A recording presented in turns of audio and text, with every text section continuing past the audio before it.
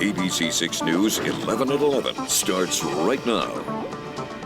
Tonight on ABC 6 News 11 at 11, the body of a missing Massachusetts woman found in a parking garage at Logan Airport. Now an all-out search is on for the suspect. Plus, Maine's governor is trying to get help for businesses impacted by last week's mass shooting, the request she's made to D.C. And we take a look at the local efforts to protect youth hockey players in the wake of a tragic accident on the ice. We'll get to those stories shortly, but first tonight on ABC 6 News 11 at 11, a house fire in Pawtucket tonight forcing 4 people from their home. Thanks for joining us. I'm John DeLuca. And I'm Tiffany Murphy. Firefighters arrived to that Suffolk Avenue home around 7 tonight. We're told that fire started inside a wall and then made its way up into the attic.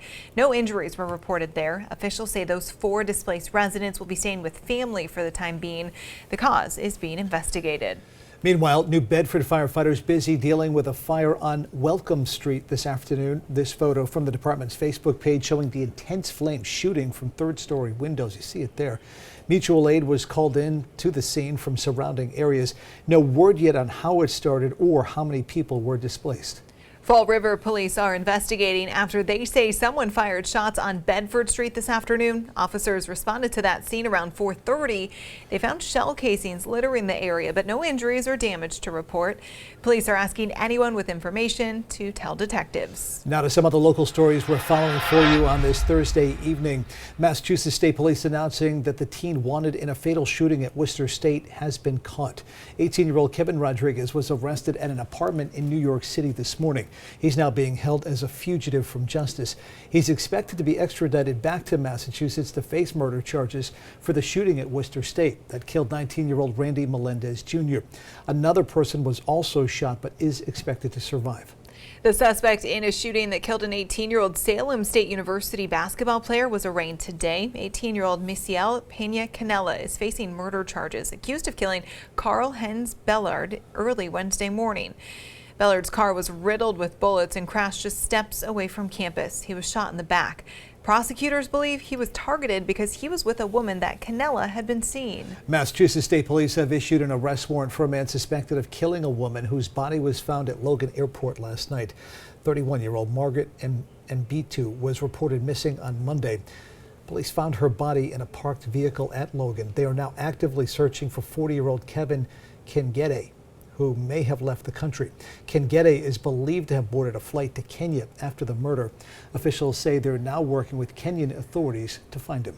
A United Airlines flight from Boston to Newark was forced to return to Logan Airport last night after the crew reported the plane's tail had scraped the runway during takeoff.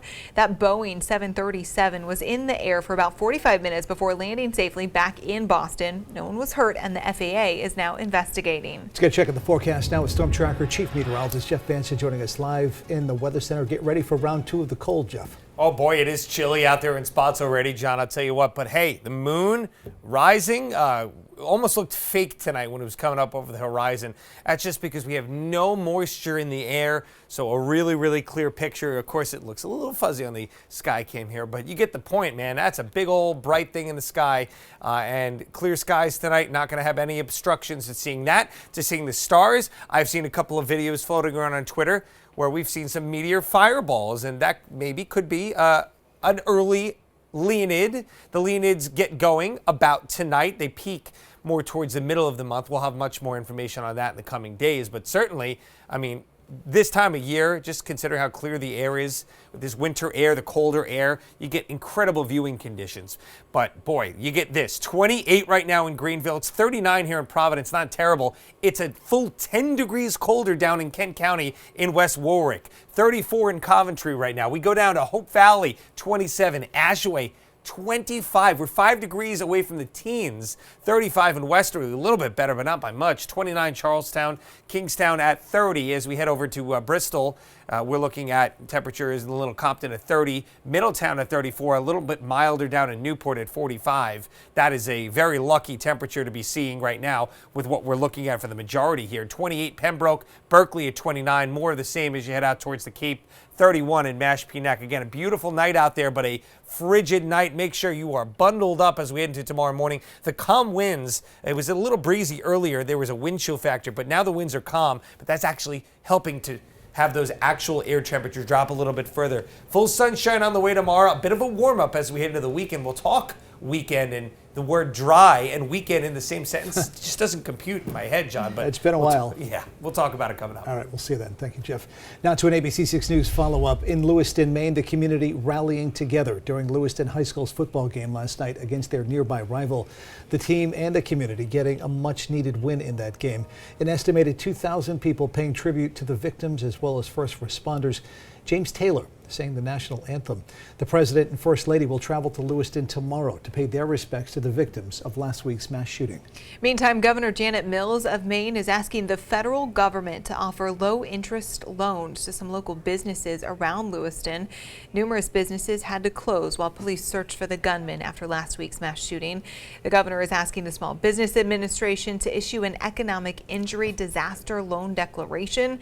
If it's approved, up to $2 million would become available to businesses to pay fixed debts, payroll, and other bills not covered during that time. 2 RISD students in court today. They're accused of vandalizing the headquarters of Textron early Wednesday morning.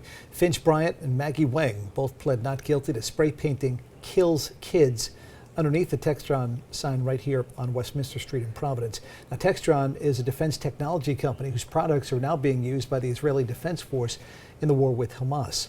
Investigators say they used security footage to identify the two leaving the scene in a Jeep that belonged to Bryant. They are scheduled to be back in court on November 15th. Now to national news on 11 at 11. The House passing a bill to provide over $14 billion in aid to Israel. But, and this is a big but, the Republican-led bill takes back funds that had been allocated to the IRS and is separate from legislation on aid to Ukraine. Senate Majority Leader Schumer called the bill, quote, a deeply flawed proposal and said the Senate will not take it up. Senator Schumer saying the Senate will work on its own bipartisan emergency aid package that will include aid to Israel, Ukraine, competition with the Chinese government, and humanitarian aid to Gaza. Democratic Senator John Fetterman has introduced a resolution apparently aimed at embattled fellow Democrat Bob Menendez. The measure would strip senators charged with certain crimes from committees and block them from accessing classified info. Fetterman was the first Democratic senator to call for Menendez to step down after he was indicted on bribery charges. Menendez has stepped down as chairman of the Senate Foreign Relations Committee, but he still has access to classified briefings as a committee member. Sam Bankman-Fried found guilty on Thursday for his role in the collapse of crypto exchange FTX. The FTX founder and former CEO was found guilty on all 7 fraud and conspiracy charges against him. Jurors determined that Bankman-Fried stole billions of dollars from customers' accounts and defrauded lenders to FTX's sister company. His defense argued that it wasn't fraud, but business errors to blame for all of the loss of that money. Sentencing is set for March. The charges, by the way, carry a maximum sentence of more than 100 years in prison. At least 15 people are injured after a gas explosion and building collapse in New York State. A utility official says a gas line ruptured during routine maintenance in that neighborhood. The building is a multifamily structure. 5 of the injured are first responders, including a firefighter and 4 police officers. Local police say one of the other 10 hurt. 2 are children. The victims were stuck under rubble and had to be rescued. Happening now at 11, the hockey world still reeling from the sudden death of former NHL player Adam Johnson over the weekend in a freak accident in Europe. Leagues all over ages now are looking at whether to make neck guards a requirement for them. ABC 6 reporter Josh Kerman spoke with a local coach and a store owner about the demand for the gear and if they think it'll become a requirement. Local stores sell the neck guard in 2 forms, attached to a full shirt and as its own individual piece. They don't cost much, but if you're looking for one right now, they're hard to find. We've been getting a lot of calls for the neck guards. They've been selling well. I mean, this happens when something happens like that. We get an influx of calls daily. They've been selling out on our website. We're lucky we do have stock right now, but in a week or so, you never know. The rise in demand comes after a freak incident in a European hockey league that took the life of former NHL player Adam Johnson. An airborne opponent's skate cut Johnson's neck. Neck guards are already mandatory in Canada, and some European leagues say they'll be mandating them starting next year. But right now, it's not required in the U.S. I think as college coaches, we're all making them available to our players. And I think that's, that's the best we can do right now is to try to get them and make them available for your players if they do choose to wear them. And I kind of think that's the right approach right now. Lehman says one of his players has decided to wear a neck guard. Yeah, the older players really don't want to use them, unfortunately. But the younger players, USA Hockey recommends it, but they don't make it mandatory, which might happen soon, though. Masrati says his store sells the guards year-round and usually needs to order them in advance. As far as ordering more, he says it could be more than a month before he can get any. If you're looking to buy one, he recommends calling ahead so stores can hold on to already limited stock. And when or if this will be made mandatory, it really depends on the level of play. We have doctors and trainers at our games, thank goodness. In youth hockey, you don't have doctors and trainers at games. If they make it mandatory, I understand that 100%, and and would be for it. In South Kingstown, Josh Kerman, ABC 6 News. Still to come tonight on ABC 6 News at 11, union auto workers at one of the big three automakers going back to work after agreeing to terms of that new deal. Plus, a common ingredient in some sodas for the last 50 years may be facing a ban. What health officials say it can do to your body. And how about this? A Pick 6 appetizer with Cranston East and Pilgrim playing this evening. Ian will join us with those highlights. You're watching ABC 6, Southern New England's trusted news source.